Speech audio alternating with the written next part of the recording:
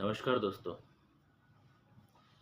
मेरा नाम दीपक है और ये जो आज मैं ये वीडियो बना रहा हूँ, इसका उद्देश्य बस यही है कि आप जो असिस्टेंट प्रोफ़ेसर की तैयारी कर रहे हैं, उसमें आगे कैसे बढ़ा जाए। मैंने भी तैयारी की थी, हालाँकि अभी भी थोड़े दिन पहले जो फ़ॉर्म निकले हैं आरपीएससी असिस्टेंट प्रोफ़ेसर के, उसमें फ़ॉर्म अप्लाई किया है। वो फ़ॉर्म इसीलिए अप्लाई किया है क्योंकि पिछली बार जो एग्ज़ाम दी थी मैंने, उसमें मेरे नंबर कम रह गए जब मैंने आंसर की मिलाई। वैसे रिज़ल्ट अभी तक आया नहीं है। बाय द वे आपको बता दूं कि मेरी सब्जेक्ट ज्योग्राफ़ी है और मैंने आंसर की मैच की है और थर्ड पेपर जो आरपीएससी असिस्टेंट प्रोफेसर में लगता है, उसकी भी मैंने आंसर की मैच की है। तो इतना कोई अच्छा स्कोर नहीं है, 16 प्लस स्कोर है, 16-17 के आसपास। और जो सेकंड पेपर है, फर्स्ट पेपर है, उसमें भी इतना कोई अच्छा खासा स्कोर नहीं हो पाया। थोड़े दिन पहले इंग्लिश लिटरेचर का रिज़ल्ट आया है असिस्टेंट प्रोफेसर का। उसमें कुछ बंदे हैं जो लगे हैं फाइनल रिज़ल्ट में, तो उनको देख कर के बड़ा अच्छा लगा कि हाँ, चलो कोई तो असिस्टेंट प्रोफेसर बना है। लेकिन वहीं खुद के लिए भी बुरा लगा है कि यार मैंने इतना अच्छा क्यों नहीं किया या मैं इतना अच्छा क्यों नहीं कर पाया। तो वही जो कमियां रह गई वो मैं आपसे यहाँ पर साझा करूँगा और एक उम्मीद के साथ कि आपने भी ये जो पिछला फॉर्म था वो अप्लाई किया था। अ, हो सकता है किसी का वो पेपर पास भी हो गया हो, कुछ एक सब्जेक्ट्स के अभी रिज़ल्ट आना बाकी हों और कुछ लोगों ने अपनी आंसर की मैच की है तो उन्हें ये भी लगा है कि हाँ यार मेरा इस बार तो नहीं हो पाएगा। तो जो गलतियाँ एनालिसिस की है, उन गलतियों को आधार बना कर के ये वीडियो मैं आप लोगों के सामने लेके आया हूँ। मैं बात ये करना चाहूँगा कि जो थर्ड पेपर है, वहाँ पर मैंने बहुत कमियाँ छोड़ी थी। थर्ड पेपर बेसिकली 5 जिस सब्जेक्ट्स का लगता है, जैसे एक तो हिस्ट्री, कल्चर हो गया, इसके अलावा जियोग्राफी हो गया, इकोनॉमिक्स हो गया राजस्थान की, करंट अफेयर्स हो गया राजस्थान का, इसके अलावा राजस्थान की पॉलिटी हो गया। ये जो है इनका ऑलमोस्ट जो वेटेज रहता है वो 20 क्वेश्चन के आसपास का रहता है। टोटल पेपर 50 नंबर का होता है, 100 क्वेश्चन होते हैं। उनमें मैंने बहुत मतलब ढिलाई बरती थी उसके अंदर, इसलिए उस पेपर में मेरे ज़्यादातर क्वेश्चन सही नहीं हुए। किए भी मैंने बहुत कम थे क्योंकि मुझे पता चल गया था कि जो क्वेश्चन नहीं आ रहा है उसको करना ही क्यों है, इसलिए वहाँ पर मैंने क्वेश्चन भी नहीं किए बहुत सारे। इसके अलावा जो फर्स्ट पेपर था ज्योग्राफी का और सेकंड पेपर था, उस पर भी मैंने अच्छी तरीके से ध्यान नहीं दिया। मतलब जो वैकेंसी गई थी पिछली वाली असिस्टेंट प्रोफेसर की, उसको मैंने बहुत ज़्यादा हल्के में ले लिया था, बहुत ज़्यादा हल्के में ले लिया था। इसका परिणाम ये निकला कि मैं अच्छा स्कोर नहीं कर पाया। तो पहले तो मैं आपको ये बता दूं कि अगर आप नेट या जेआरएफ क्वालिफाई हो तो इस फॉर्म को अप्लाई करें। शायद कर भी दिया होगा बहुत से लोगों ने कि जिनकी नेट जेआरएफ भी नहीं है उन्होंने फॉर्म अप्लाई कर दिया। नेट है तो आप फॉर्म अप्लाई कर सकते हो बेसिकली, क्योंकि आपको पता है कि तैयारी कैसे की जाती है और किस तरह से पेपर आते हैं। आपने प्रीवियस ईयर क्वेश्चन उठा करके भी देखे होंगे, प्रीवियस ईयर जो पेपर हैं वो भी उठा करके देखे होंगे। तो उसके आधार पर आप ये स्ट्रेटजी बना सकते हैं मेरे साथ। अभी हमें पता है कि हमारे पास अभी ये फरवरी का महीना चल रहा है, तो हमारे पास मार्च है, अप्रैल, मई, जून, जुलाई, अगस्त, सितंबर, अक्टूबर, नवंबर, दिसंबर में हमारी एग्ज़ाम लगनी है। उसको बेस बना करके हमें तैयारी करनी पड़ेगी। और मैं आपको बता दूं कि जो थर्ड पेपर है वो स्कोरिंग पेपर होगा उससे आप स्कोर कर सकते हैं। सब्जेक्ट वहाँ पर हर कोई पढ़ कर के आएगा, हर कोई पढ़ कर के आएगा। लेकिन जो थर्ड पेपर होता है उसको बहुत कम लोग पढ़ पाते हैं। अदर स्टेट्स वाले कैंडिडेट्स की बात करें तो वो भी बहुत कम कवर कर पाते हैं राजस्थान का जीके। इसलिए आपको थोड़ा सा एक्स्ट्रा टाइम देना पड़ेगा ये जो थर्ड पेपर है उस पर। लेकिन उसके साथ साथ ये भी मत भूल जाना कि हमारे जो फर्स्ट और सेकंड पेपर होते हैं सब्जेक्ट से रिलेटेड वो भी पढ़ने होते हैं। तो एक टाइम मैनेजमेंट बना करके हमें आगे बढ़ना होगा। उसके लिए देखिए मैं एक चीज़ कहना चाहूँगा, आपको ये बात बुरी भी लग सकती है। कई लोग ये भी कह सकते हैं कि केवल बातें करना आसान है, चीज़ों को मैनेज करके चलना बहुत मुश्किल हो जाता है। मैं आपको एक चीज़ ज़रूर कहना चाहूँगा कि जो लोग नेट क्वालिफाई कर रखे हैं वो ऑब्वियस सी बात है कहीं ना कहीं अपने आसपास जो कॉलेज होंगी, प्राइवेट जो कॉलेजेस होंगी, वहाँ पर उन लोगों ने ज्वाइन कर रखा होगा, मतलब एज ए टीचर।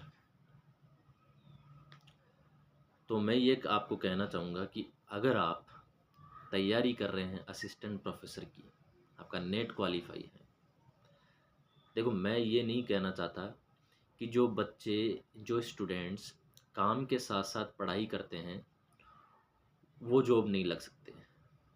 हालांकि जो मेरी जानकारी में भी लिटरेचर का जो रिज़ल्ट आया है उन्होंने, उनमें से जो कैंडिडेट्स हैं वो पढ़ाई भी कर रहे थे प्लस साथ साथ में पढ़ा भी रहे थे। लेकिन मैंने ये ऑब्ज़र्व किया है कि जिस टाइम पर एग्ज़ाम लगी थी तो उसके 3-4 महीने पहले ही उन लोगों ने केवल क्लासें उतनी ही ली थी जितनी सफिशिएंट होगी। मतलब वो जो जिस इंस्टीट्यूट में पढ़ा रहे हैं वहाँ पर उतना ही अपना टाइम दिया जो उनकी खुद की तैयारी के लिए एफिशिएंट हो। तो मैं यही कहूँगा कि अगर आप ये सोच रहे हो कि तैयारी करने के साथ साथ मैं काम भी कर लूँ तो ये आप बहुत ज़्यादा गलत सोच रहे हो। फुल टाइम जॉब आपकी तैयारी में ग्रहण लगा सकती है।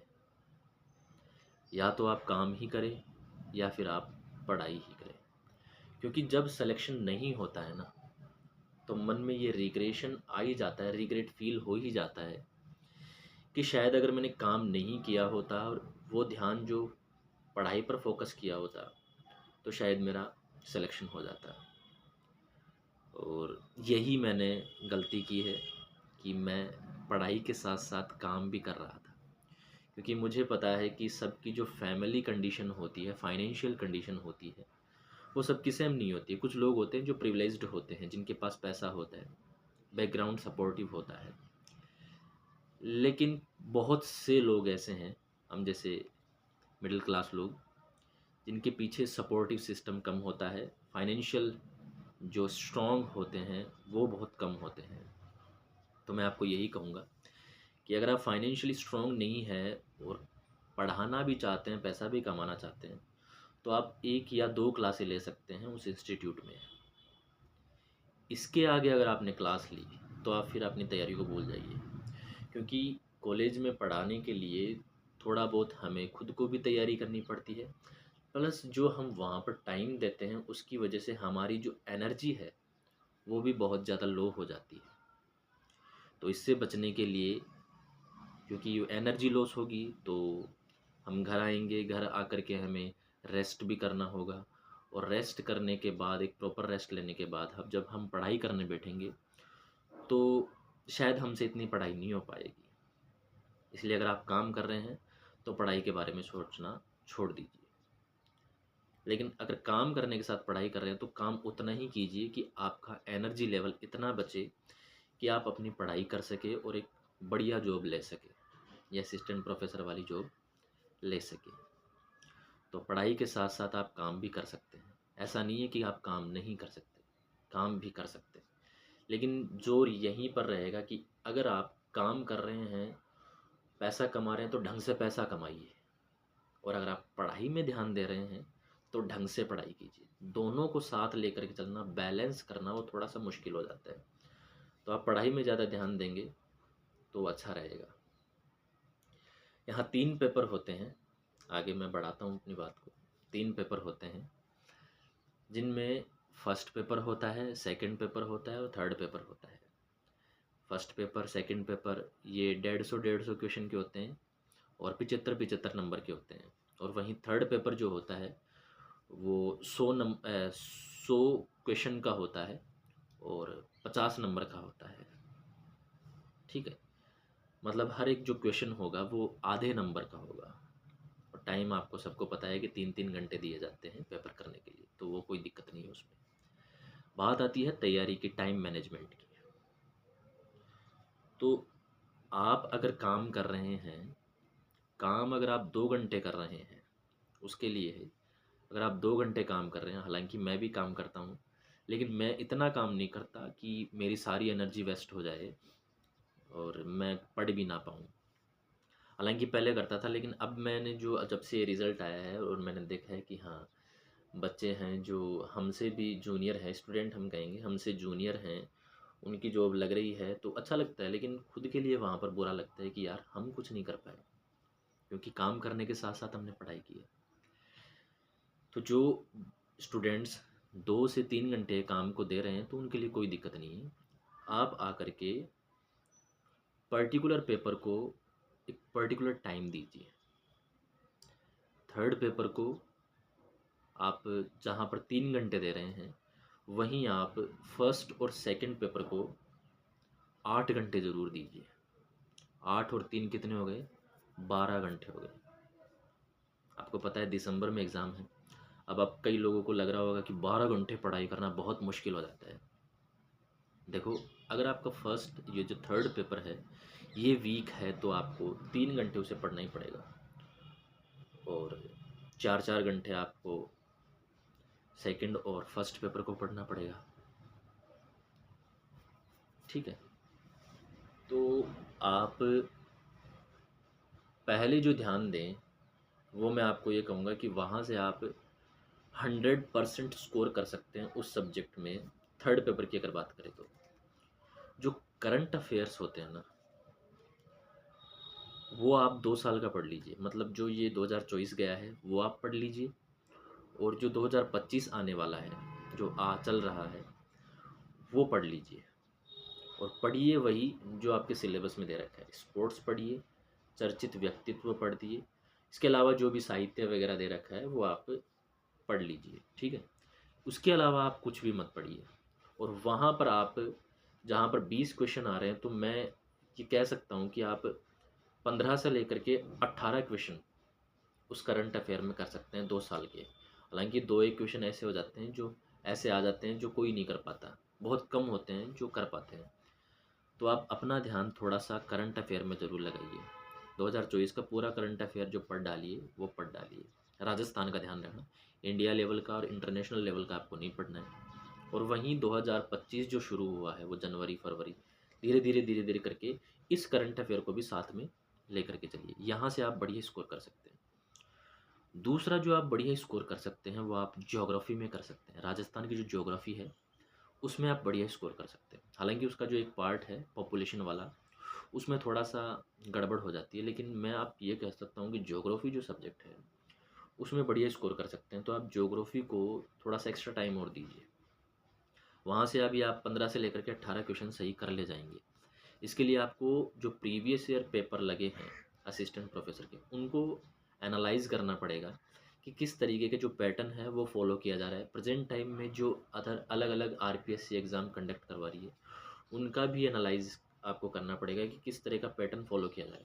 उस पैटर्न को फॉलो करते हुए उस पर पढ़ाई करेंगे तो 15 से लेकर के 18 तक जो क्वेश्चन होंगे वो आप यहाँ तक इस ज्योग्राफी सब्जेक्ट में कवर कर ले पाएंगे। तीसरी जो सब्जेक्ट आती है वो आती है यहाँ पर इकोनॉमिक्स की, राजस्थान की इकोनॉमी। आपको पता है राजस्थान की इकोनॉमी में क्या क्या आता है, आपके सिलेबस में दिया हुआ है, आप उसे पढ़ सकते हैं। ज़्यादातर जो राजस्थान असिस्टेंट प्रोफेसर में, आरपीएससी असिस्टेंट प्रोफेसर में जो क्वेश्चन आते हैं वो देखे जाते हैं कि स्कीम्स वगैरह से रिलेटेड होते हैं। और जो अभी आने वाला है फरवरी 19 को बजट, उससे रिलेटेड कुछ क्वेश्चन होते हैं, तो वो आपको पढ़ने पड़ेंगे। तो वहाँ पर भी आप एक अच्छा 13 से लेकर के 15 का जो क्वेश्चन का जो स्कोर है वो आप अच्छे से अचीव कर पाएंगे, क्योंकि इकोनॉमिक्स थोड़ा सा टफ पड़ता है। मैं इकोनॉमिक्स सब्जेक्ट वालों की बात नहीं कर रहा, बाकी इकोनॉमिक्स जो अदर थर्ड पेपर के लिए पढ़ रहे हैं अदर सब्जेक्ट्स वाले, उनके थोड़ा सा टफ पड़ता है, तो उनके लिए बात कर रहा हूँ मैं। तो आप उसको पढ़ सकते हैं। बाकी रही बात पॉलिटी की और कल्चर की, तो कल्चर में आप केवल वही पढ़िए जो आपके सिलेबस में दे रखा है। हालांकि मैं भी यही चीज़ फॉलो कर रहा हूँ। कल्चर में हमें वही पढ़ना है जो हमारे सिलेबस में दे रखा है। सिलेबस से बाहर हमें कुछ भी नहीं पढ़ना है।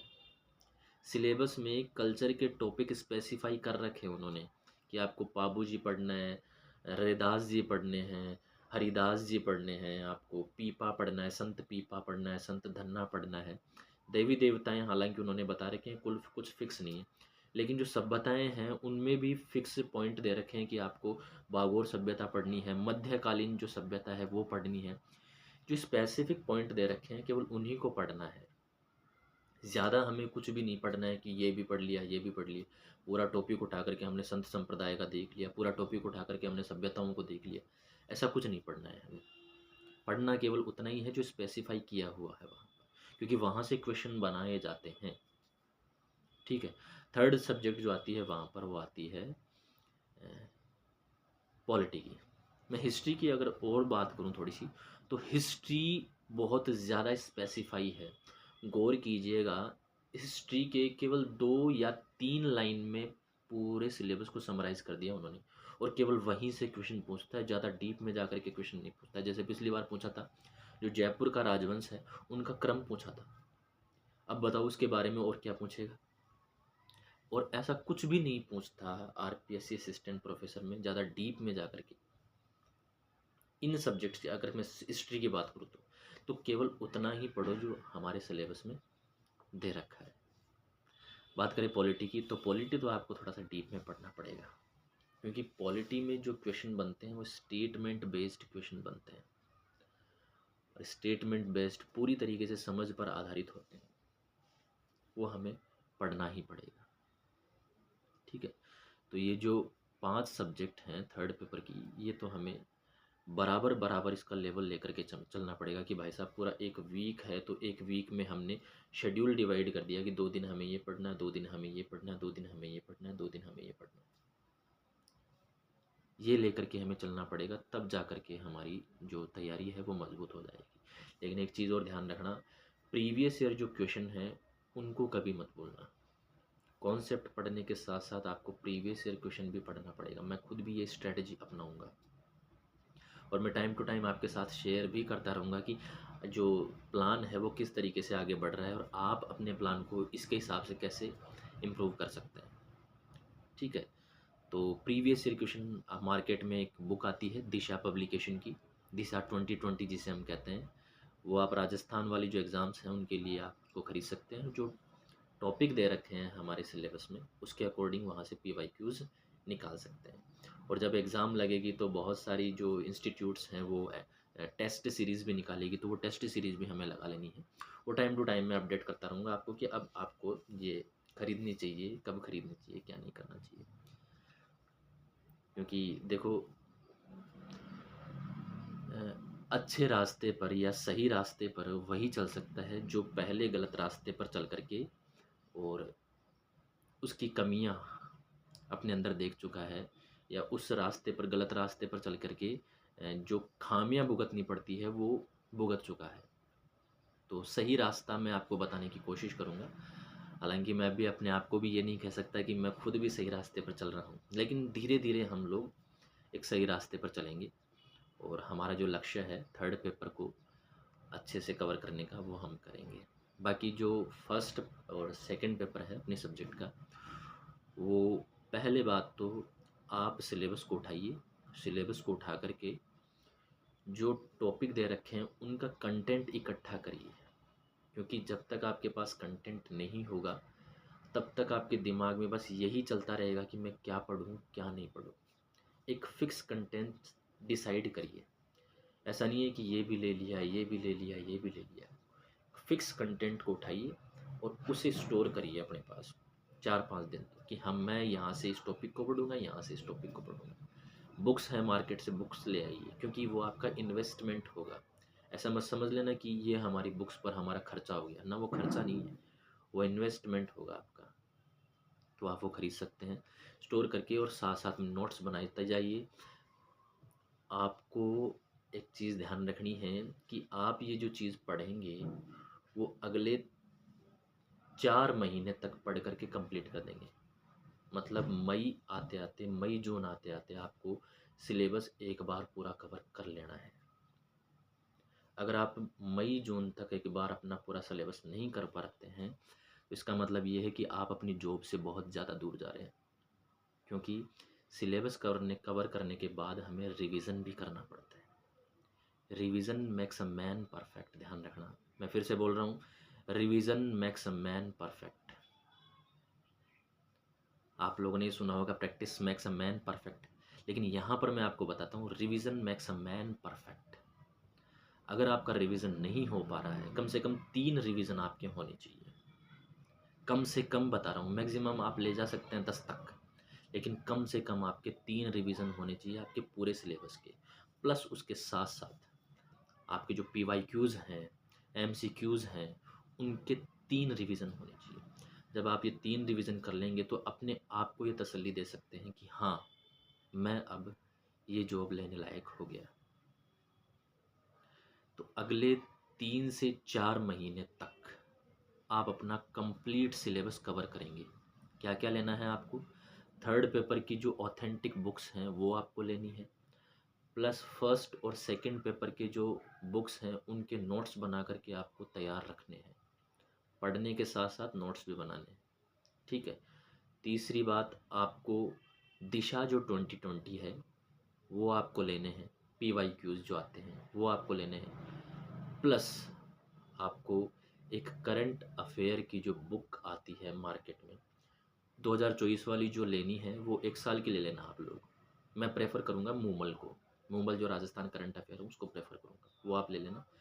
प्लस इसके साथ साथ जो हर महीने की मैगज़ीन आती है उसको आप ले, और इसके अलावा आप ले सकते हैं तो जो यूट्यूब पर क्लासेस चलती हैं, जैसे उत्कर्ष की क्लासें हैं, वो जो सर पढ़ाते हैं, वो बेस्ट रहेगी आपके लिए। उसके नोट्स बनाते चलिए, और अगर नोट्स नहीं भी बनाते हैं तो मेरे हिसाब से आप नोट्स बनाएंगे तो अच्छा रहेगा। एक बार वो नोट्स हो जाएंगे और फिर वो मंथली जो मैगज़ीन आएगी वो आप पढ़ लेंगे, ठीक है।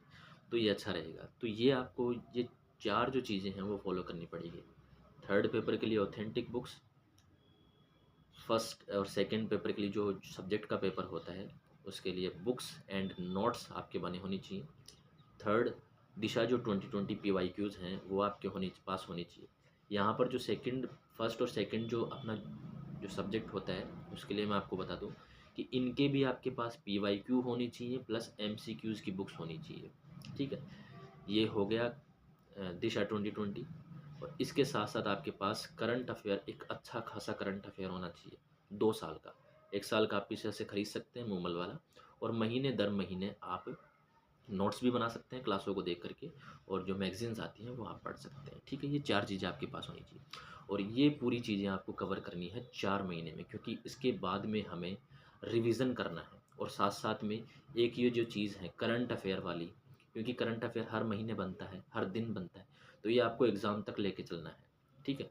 इसका भी रिवीजन करना है, प्लस आगे का जो करंट अफेयर है वो भी पढ़ना है हमें, क्योंकि हमने देखा है जो RAS की एग्ज़ाम लगी उसमें बहुत ज़्यादा रिसेंट करंट अफेयर पूछा गया है। तो करंट अफेयर अगर आपकी दिसंबर में एग्ज़ाम है, हमारी दिसंबर में एग्ज़ाम असिस्टेंट प्रोफेसर, तो ये नहीं है कि हमारे 2 महीने पहले का ही करंट अफेयर आएगा, हो सकता है नवंबर का करंट अफेयर आ जाए। तो करंट अफेयर आपको साथ साथ लेके चलना है, प्लस पीछे वाला जो करंट अफेयर है उसके आपको नोट्स और रिवीजन वो भी करने हैं आपको। और पांचवी और सबसे महत्वपूर्ण बात है कि आपको एक फिक्स टाइम शेड्यूल बना करके, और हर एक सब्जेक्ट को एक फिक्स टाइम देना पड़ेगा कि 2 दिन हमें ये पढ़ना है, 2 दिन हमें ये पढ़ना है।